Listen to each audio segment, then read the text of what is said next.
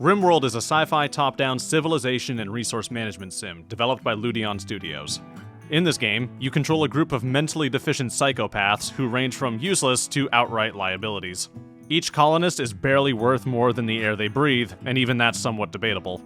As their commander, it's your job to make sure they not only survive, but thrive. Supposedly, this game's about planning ahead for the short and long-term struggles that your colonists will face. Supplies are limited, and getting better equipment is a slow process that demands sacrifice and hard work. But when I asked my older brother, a veteran at this game, his description was a little different. So yeah, then you just start harvesting organs and selling them off. Is that legal?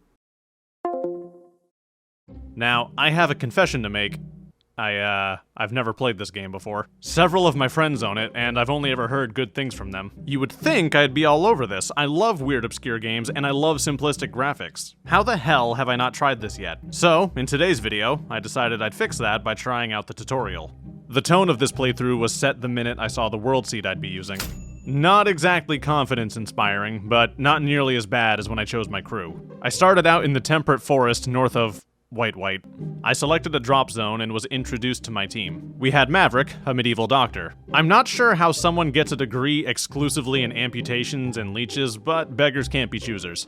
We had Gerard, a space marine, and the only person I felt like I could rely on. And Kerr, a slaughterer with a severe case of pyromania. He was an odd choice, but I feel like every team needs to have that wildcard factor. For completely unrelated reasons, he was banned from kitchen duty. My crew landed in the early morning, and I was immediately met with my first challenge: navigating this game's UI. With a single look, I knew I wasn't on enough ADHD medication to use this game's interface. Not without a lot of practice, at least.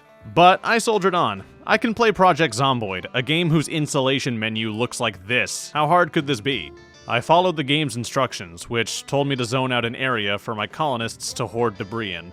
Before long, I'd gathered a pile of sticks, rocks, and weapons that had crash-landed with me. These would be the tools I'd use to rebuild civilization, and were the only thing that set us apart from the weird animals that wandered around us. With our supplies gathered and counted, Maverick began building our first structure. 4 walls, a dirt floor, and absolutely no furniture.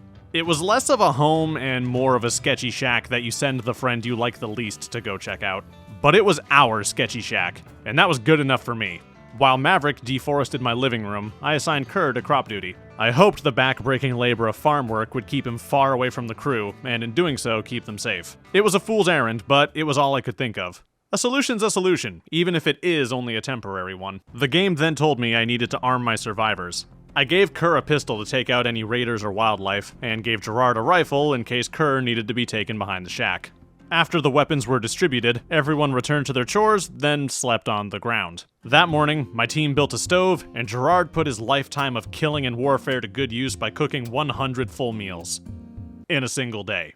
I'm starting to realize maybe Kerr wasn't the only psychopath in the group. Maverick finished cutting down her trees, then made a bed for the most important member of the crew, a random dog that the team had brought with them. She also made one for herself, then immediately slept in it, leaving the rest of the group to sleep on the ground. As soon as she woke up, she immediately made beds for the other 2. Maybe it was the guilt from being so selfish, or maybe it was the realization that her friends were professional murderers. Either way, she clearly understood what she had done was wrong. In an attempt to appease her violent team, she began hollowing out this entire hill as penance. I'm not really sure how that was supposed to help, but Kerr didn't revoke her lung privileges, so she must have been onto something. After another hard day of labor, it was time to build a research bench. I was given a selection of several different tech trees to follow, all with their own costs and benefits. After some careful thinking, I decided to start developing my blacksmithing. I needed to better arm Gerard for the day that the livestock could no longer quench Kerr's bloodlust. As soon as I began the research, I was instructed to expand my home area. 3 days on this world, and I'd already claimed a half acre's worth of land. No neighbors, no property taxes, it was perfect. That is, until the game warned me that I needed to build barricades. My progress hadn't gone unnoticed. Some strange raiders learned that I was rightfully claiming this land as my own, and were on their way to stop my peaceful, non-negotiable expansion. All I wanted was unlimited access to all of this world's resources. If excessive force was the only thing that would show how peaceful my expansion was, then so be it. I enlisted my survivors and mustered my forces. The Coyotes of Blood were sending a group of pirates to invade my landlocked base. It was the perfect plan. I waited for the strange, foreign invaders only to discover that it was just one homeless woman.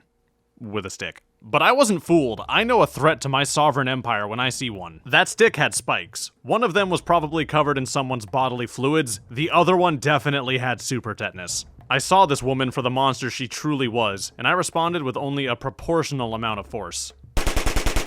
After the battle, I discovered she wasn't dead, only unconscious.